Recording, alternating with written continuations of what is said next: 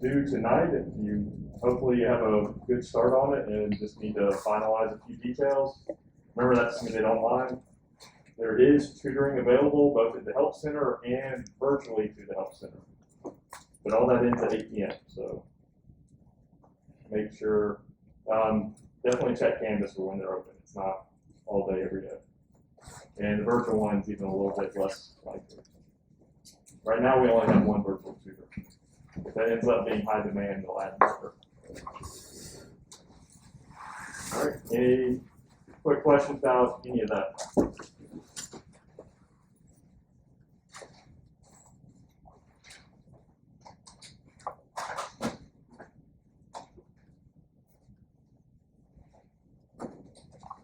All right, so I wanted to do a couple examples on the board, or have y'all work on them.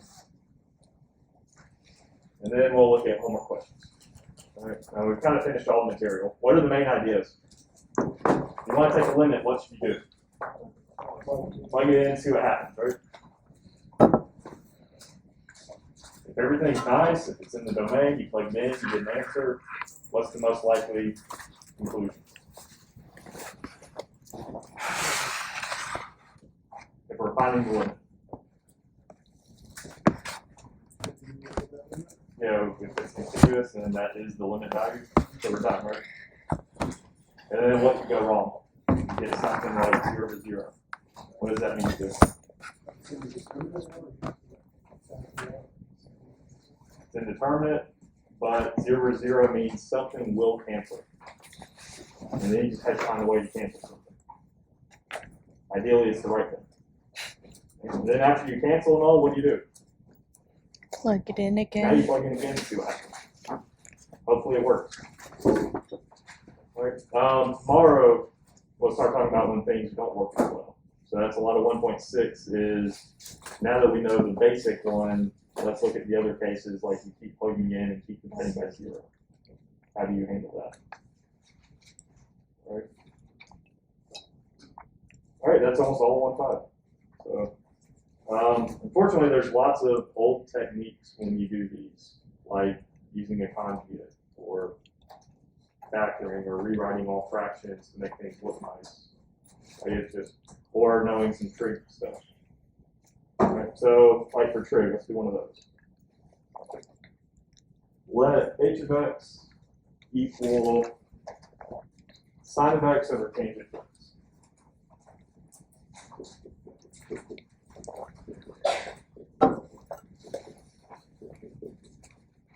I want you to find a few limit values here. The limit as x goes to pi over 4 of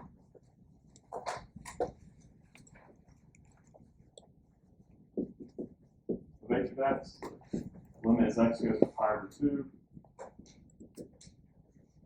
of h of x. And the limit as x goes to 0 for h of x. So let's work on those for a few minutes.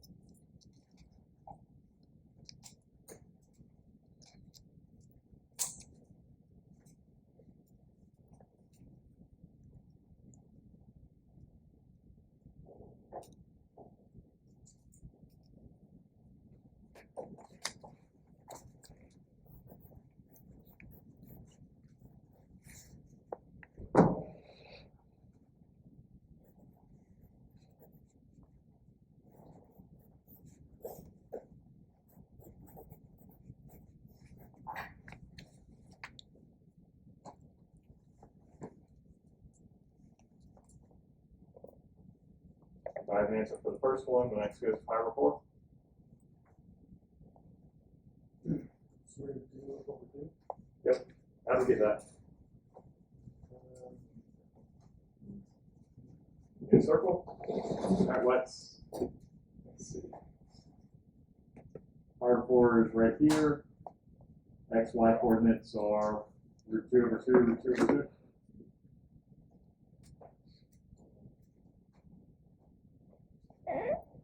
So then what is sine of pi over 4? The y coordinates are root 2 over 2. What about tangent? Sine over cosine, y coordinate over x coordinate. What would I get when I divide those? 1. So what do I get here? 2 over 2 divided by 1, so root 2 over 2.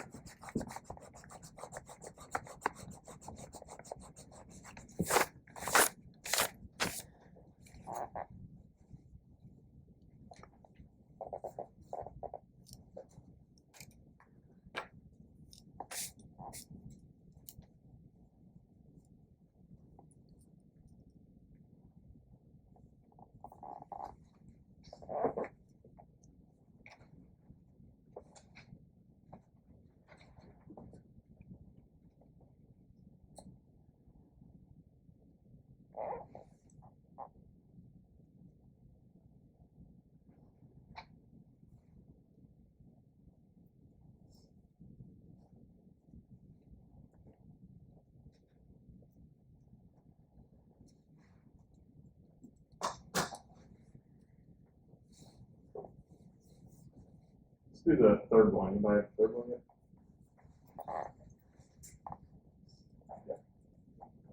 Yes. So what do we do for the third one? What happens if you just plug in?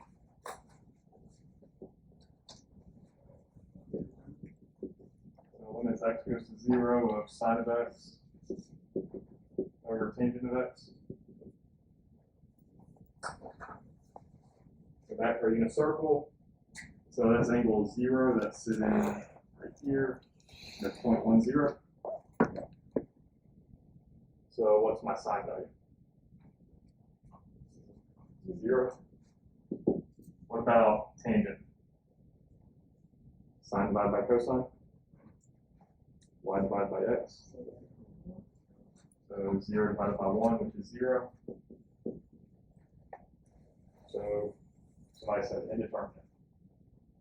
So what should I do?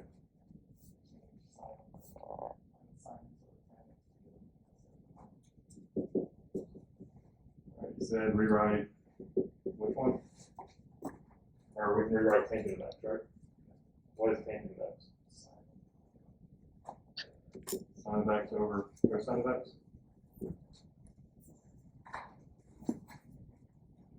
So what would that be? Yeah. Oh my. Oh, yes. This is sine of x divided by 1 over cosine of x times sine of x. We do sine over cosine, what you really mean is 1 over cosine times sine. Why would I write it that way?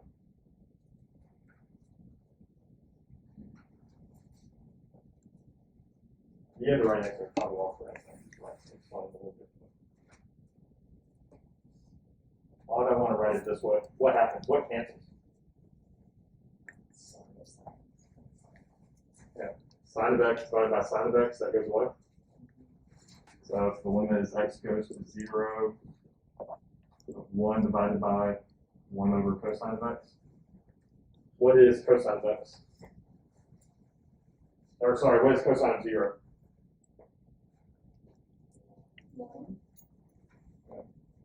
Zero angle, my x-coordinate is the number 1.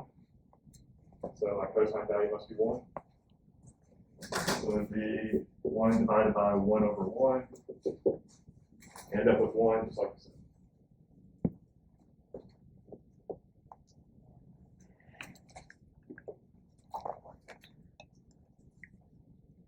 You do almost the same thing for the middle one, but slightly more subtle.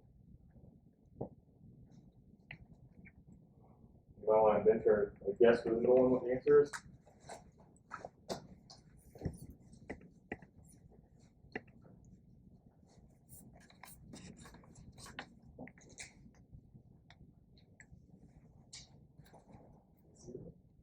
Yes. What you do, move cosine to the top and then plug in and get 0. Due tonight, if you hopefully you have a good start on it and just need to finalize a few details. Remember that's submitted online.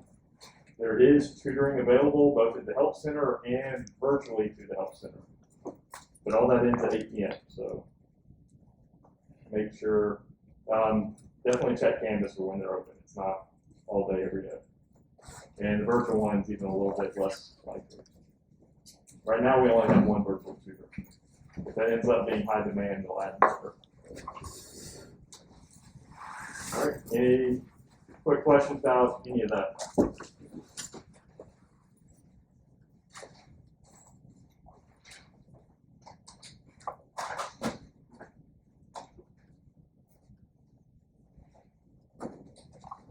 All right, so I wanted to do a couple examples on the board, or have y'all work on them. And then we'll look at homework questions. All right, now we've kind of finished all the material. What are the main ideas? You want to take a limit, what should you do? Plug it in and see what happens, right? If everything's nice, if it's in the domain, you plug it in, you get an answer. What's the most likely conclusion?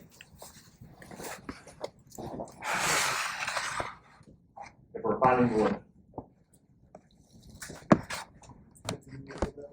You know, if it's contiguous, then that is the limit value. So we're done, right? And then what could go wrong? You get something like 0 to 0. What does that mean to do? It's indeterminate, but 0 to 0 means something will cancel. And then you just have to find a way to cancel something. Ideally, it's the right thing. And then after you cancel them all, what do? Plug it in Now you again. plug in again and see what happens. Hopefully it works. All right. Tomorrow we'll start talking about when things don't work as well. So that's a lot of 1.6 is, now that we know the basic one, let's look at the other cases, like you keep plugging in and keep depending by 0. How do you handle that? All right. All right, that's almost all 1.5. So.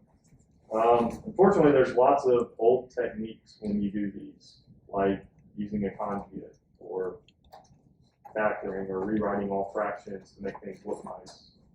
It's just, or knowing some trig stuff. All right, so like for trig, let's do one of those.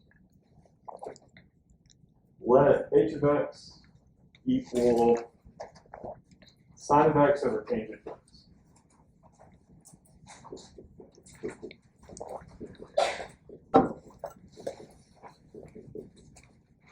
I want you to find a few limit values here.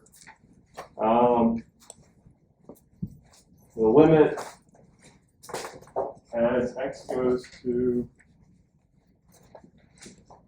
pi over 4 of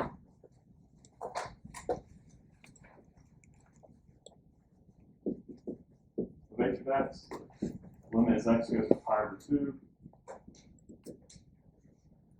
of h of x.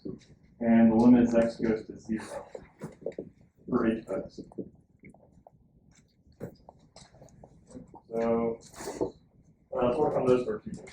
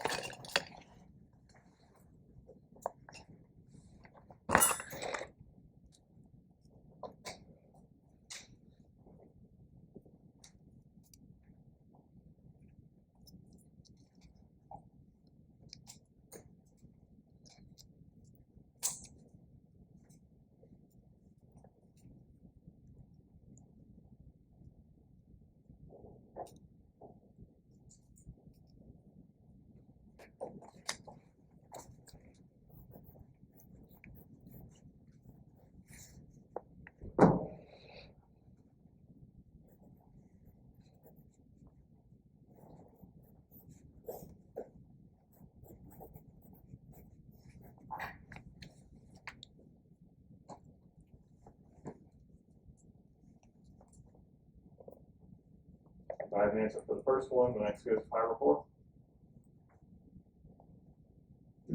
Sort of do what we do. How do we get that? In a circle? Alright, let's see. Fire report is right here. X, Y coordinates are root 2 over 2, root 2 over 2.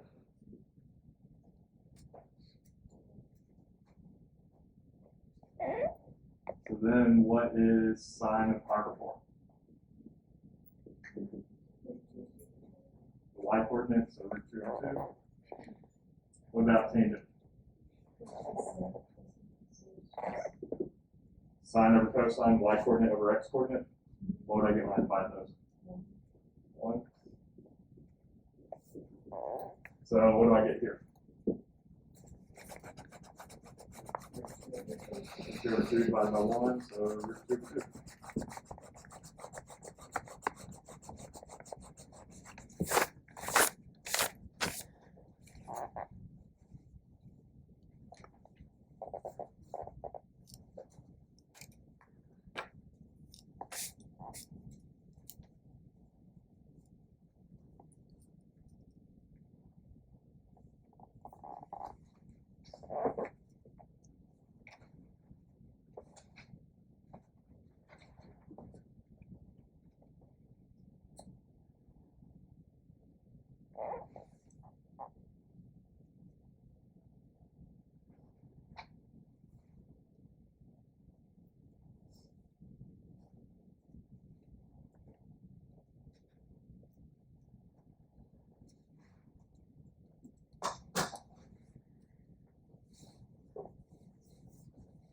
Let's do the third one. Anybody have the third one yet?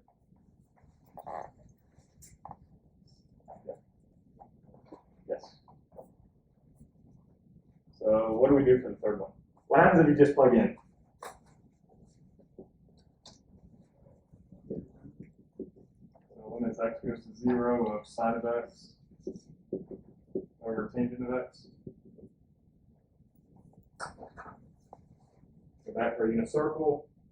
So that's angle 0, that's sitting right here. That's 0.10.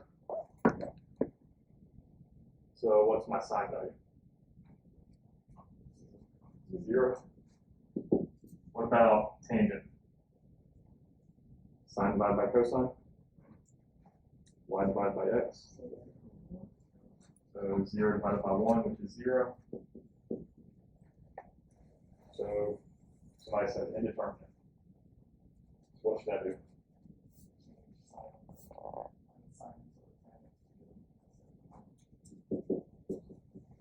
Alright, you said rewrite which one? Or we can rewrite tangent of x, right? What is tangent of x? Sine of x over cosine of x?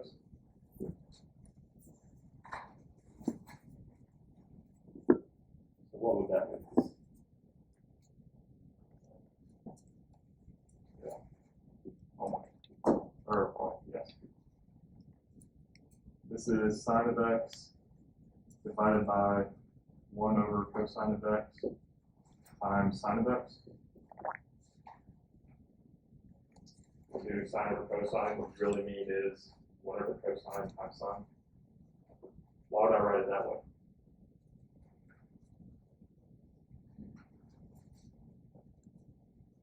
You have to write next to probably off for that thing. Explain it a little bit.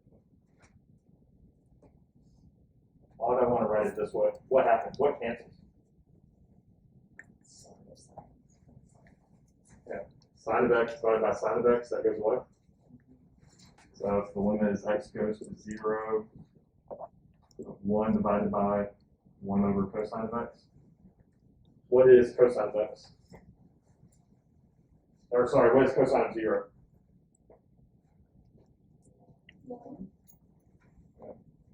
0 angle, my x coordinate is the number 1. So my cosine value must be 1. So it would be 1 divided by 1 over 1. End up with 1, just like I said.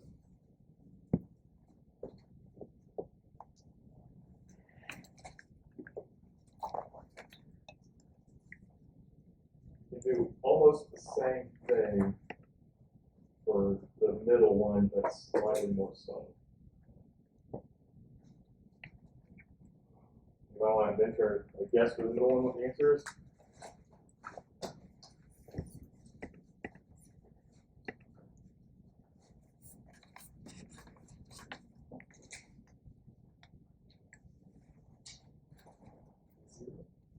Yes. So what you do, move cosine to the top and then plug in and get 0. What happens in part B?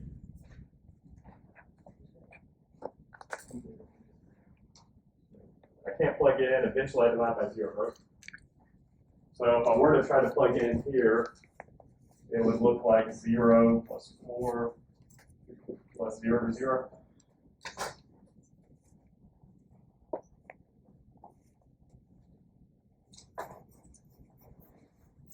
Is this breaking into limit laws or anything? So this is indeterminate because 0 is 0. It means I need to do more work. But the only problem part is actually over here.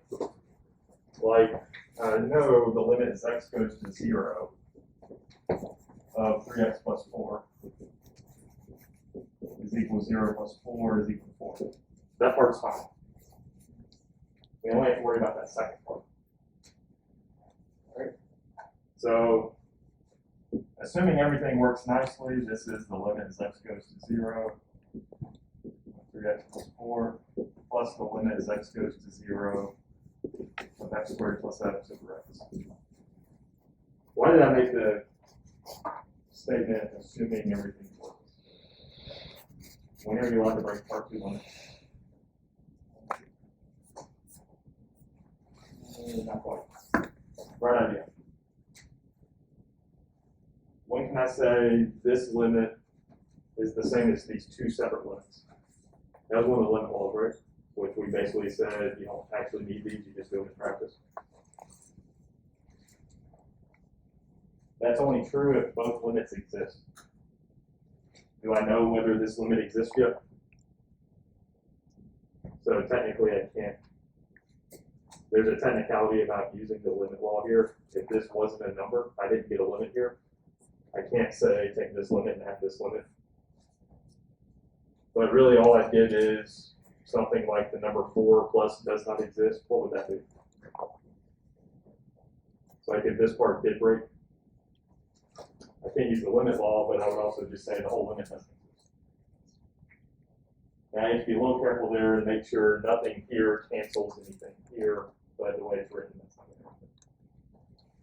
So anytime you jump to a conclusion, you always want to double check to see if it makes a little bit of sense or not. All in all, everything works out the way it should, which is a nice thing, especially the problems we get you. We are very careful on that. All right. What do you do if the limit is x goes to 0 of x squared plus x over x? I'll plug in at 0, 0. Yeah. Well, you could take the x, like, because the x can cancel. I can factor an x out of the top.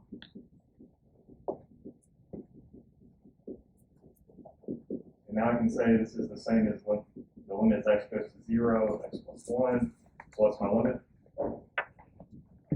Plug in, get number 1. So this ends up being the number 4 plus the number 1. The total limit would be 5.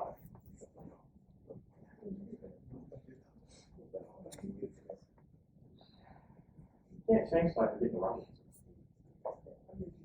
I mean, unless it's pure luck.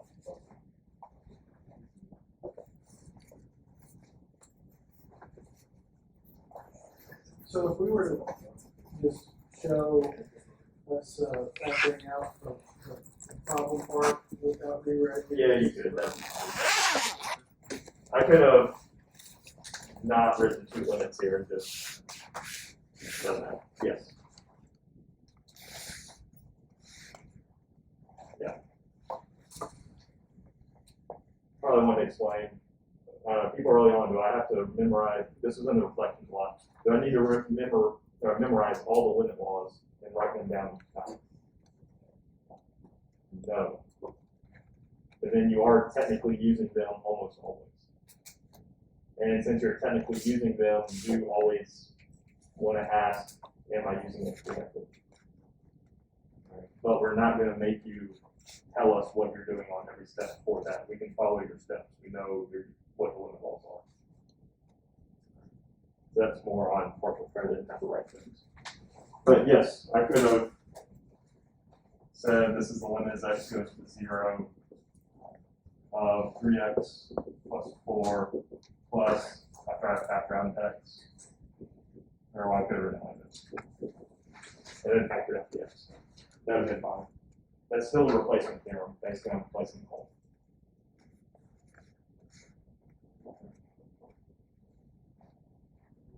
All right. Those are the ones I was going to talk about. Any y'all want to ask about? Yeah. Yeah, well, sure. Now you can ask about any, but 65.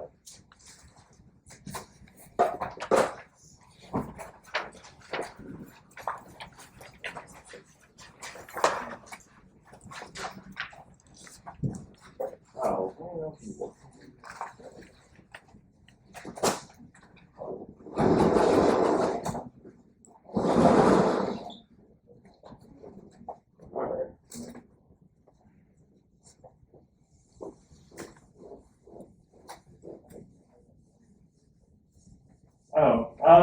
Y'all are allowed to use calculators.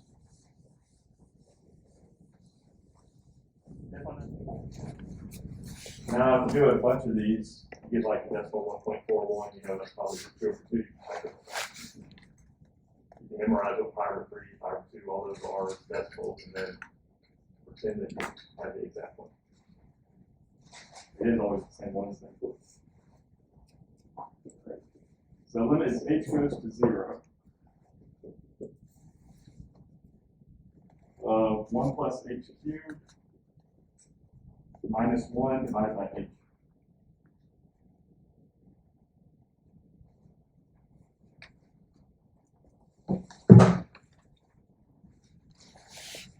So if I were to try to plug in, I'd get what? 1 plus 0 cubed minus 1, 0. So it is 0, 0. I'll probably skip that step down because, what, 95% of them are.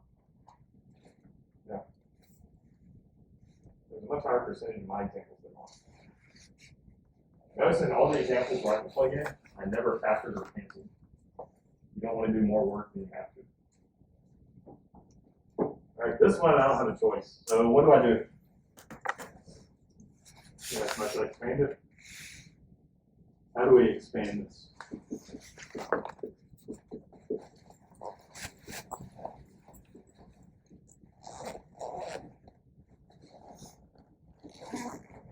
So it really means this, right? So what is this? Usually I start with just one of them. So what is this times this? 1 plus h plus h plus h squared.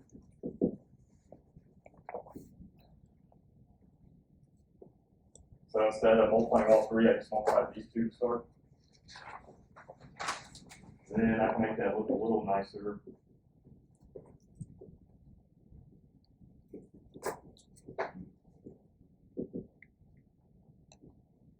H plus h is 2h. Now what?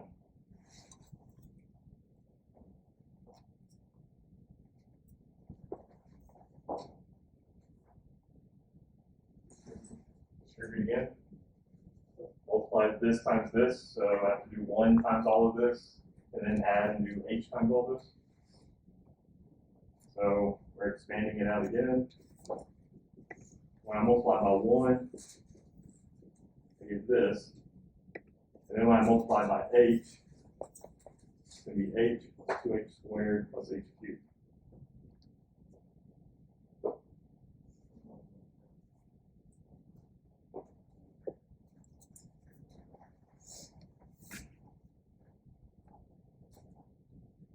believe that stuff. This is one where it's easy to make a simple mistake. This is if I multiply this by 1, and this is if I multiply this by 8, right?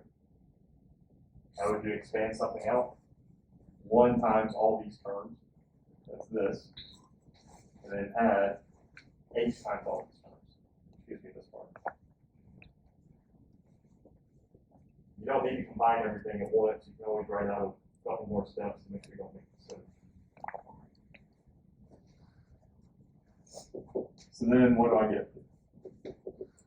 So 1 minus 1, that goes what?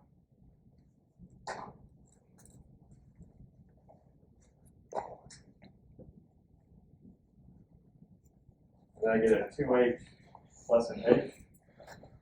So I get 3 times h. And h squared plus 2h squared, so plus 3h squared. And then h cubed. All divided by h. Can I plug in yet? Now, if I try to plug in and it's still 0, 0. Okay. Why is it supposed to be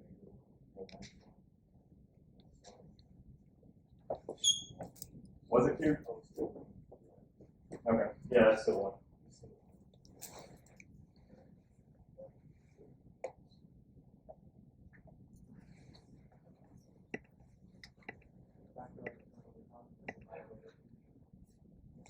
Yeah. So there's 2 ways to write this next one. I can write this top part as this, and then cancel the h's. What I would typically do is what is happening here. I'm just dividing everything by 1 power of h. All right. H over h is 1. It's 3h plus h squared. Just increase all the power by 1. That's the same thing. So now what? Why did I do all of that? Now I plug in 0, I'm no longer dividing by 0. I get 3 plus 0 plus 0. So my answer is 3.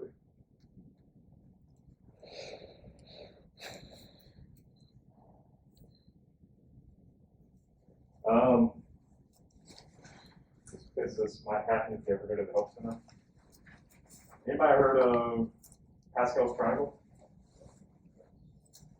What does it keep adding? So it'll be 1, 2, 1. Now if I add these, 3, 3, 1, ends up 1 plus h cubed. It's the same as 1 times 1 plus 3 times 1 times h. 1 cubed, 1 squared, plus 3 times 1 times h squared, plus 1 times h cubed.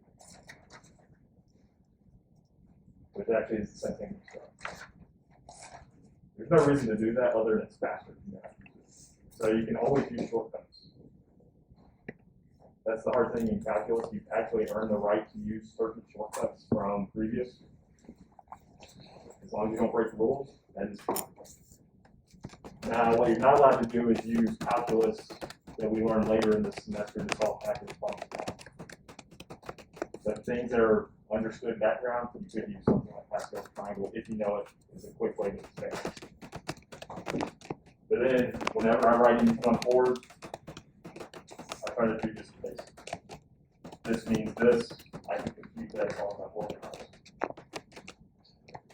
Big thing is staying organized and do things like this. Okay, any others? Yeah. Can you do 77. Yeah.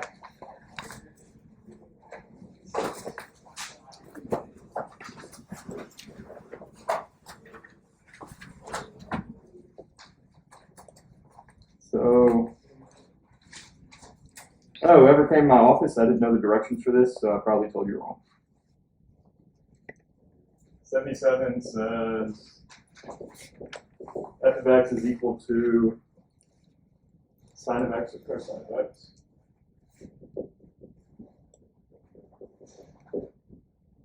This is for x less than pi, x greater than or equal to pi.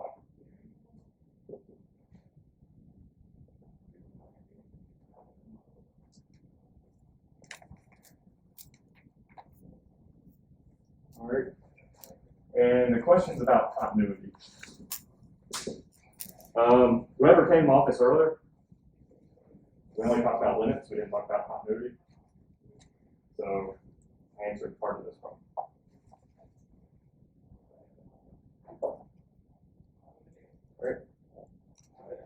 Anytime you have piecewise and you're asked about continuity, this has what, 2 pieces? I'm going to break it into 3 cases. So I want to look at when x is less than pi, when x is equal to pi, and when x is greater than pi. So I'm dropping off the, this is greater than equal, and I'm going to break this apart. Why do I need to do that? X equal pi is when things change, right? It's when I go from something over here to something over here. So I want to treat that separately. If x is less than pi, f of x is equal to sine of x, right? Always, for any of those x values. If I move to the right just a little bit, I'm still less than pi. So I'm not at one of these change things. I can just say, only look at this function. What do we know about sine of x? Is it continuous? Draw the graph says this. Do I ever have limit issues? All the limits of the function values. You draw the graph, nothing crazy happens. So this is continuous, or sine of x, or this is continuous for all x values.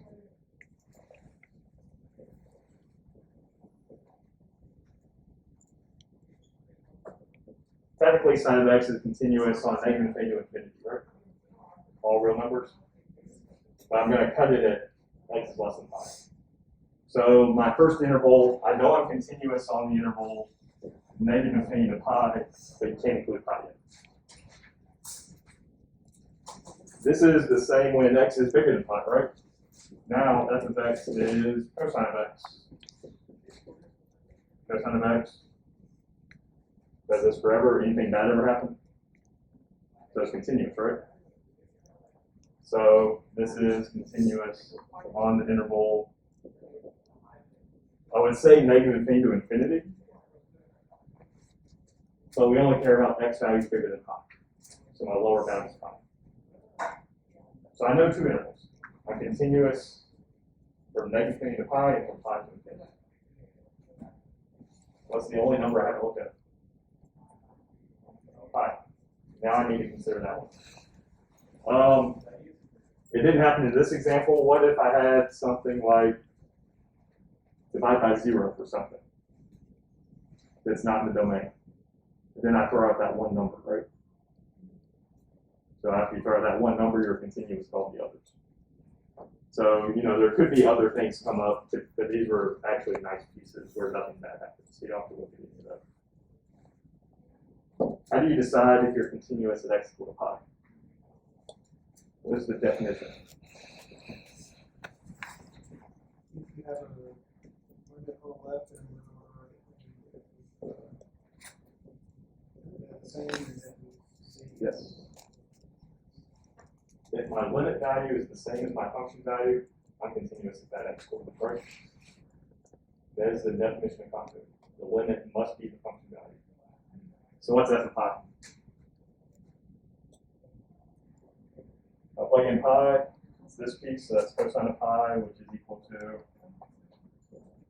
-1. Here's pi, times coordinates -1. So I know f of pi is -1. What about the limit? And you had mentioned this. When I go to pi, it matters if I'm coming from the right or the left. If I'm coming from the right, I look like this.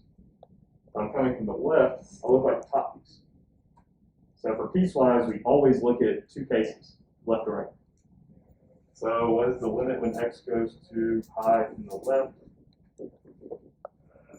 That would be the limit as x goes to pi. If I'm left of pi, so I'm less than pi, my function is the top piece only. So that's the limit of sine of x. So I get sine of pi, which is equal to y coordinate. Must be 0. What about from the right? Now, when I look at the function, if my x coordinate is bigger than pi, I only look at this piece, the bottom one. So this would be a cosine of x. And cosine of pi, which we said is -1. So what does that mean? Yeah. From the left, I go to one number. From the right, I go to a different number. They're not the same thing. I don't have a limit, right? So, no, that equal sign doesn't hold. What does that mean? Am I continuous at x equals pi? No, I'm not continuous here.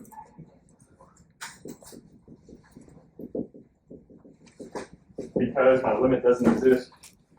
So what about left and right continuity? The right continuity changes to 5 to include 5. Yeah, so coming from the right, my limit is the same as my function value. This -1 matches this -1. So I'm right continuous only. What kind of discontinuity is there? Jump. Limit of -1, limit of 0. Gonna jump. Make sure on a problem like that you answer the complete question. That's really the easiest thing is answering only part. That's where you want to definitely look at the videos of those. A lot of times they will have an example similar. The big thing you want from that example is how to answer the complete question without this. It's easy to only look at it and say not continuous with pi and forget everything else.